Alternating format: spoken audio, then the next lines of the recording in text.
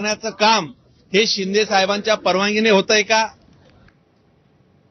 परळीतील व्यापारी महादेव मुंडे हत्या प्रकरणाला तर नवं वळण लागलंय. शरद पवारांच्या राष्ट्रवादीचे नेते राजाभाऊ फड यांनी महादेव मुंडे हत्या प्रकरणी थेट धनंजय मुंडेंवर गंभीर आरोप केले. महादेव मुंडे हत्या प्रकरणी धनंजय मुंडेंना आरोपी करण्याची मागणी राजाभाऊ फड यांनी केली, तर धनंजय मुंडेंनी परळीतील 10 लोकांना संपवल्याचा खळबळजनक दावाही राजाभाऊ फड यांनी केला. महादेव मुंडे यांच्या हत्या प्रकरणाचा तपास सुरू असताना धनंजय मुंडेंनी पोलिसांना फोन करून संपूर्ण तपास प्रक्रिया थांबवल्याचा आरोपही राजाभाऊ फड यांनी केलाय.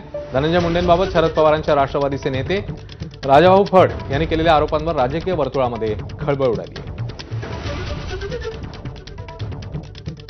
आम्हाला माहिती चाचणीमध्ये आलेली आहे की हे प्रकरण आम्ही स्थानिक आमदार धनंजय मुंडे यांच्या सांगण्यावरून केलंय असं त्यांच्या चाचण्यामध्ये आल्याची आमच्याकडे प्राथमिक माहिती आहे.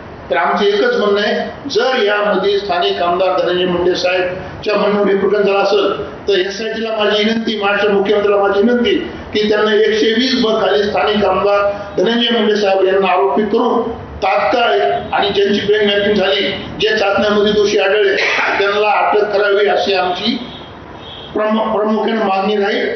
तुम्ही किती लोकांना प्रतिष्ठान संपलेलं कळीतल्या मी 10 नावं घेतो.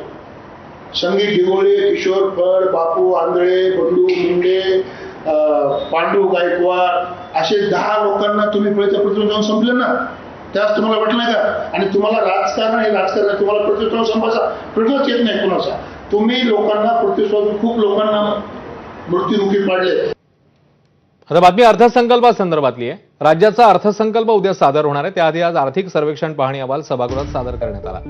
देशाच्या जीडीपीमध्ये महाराष्ट्राचा सर्वाधिक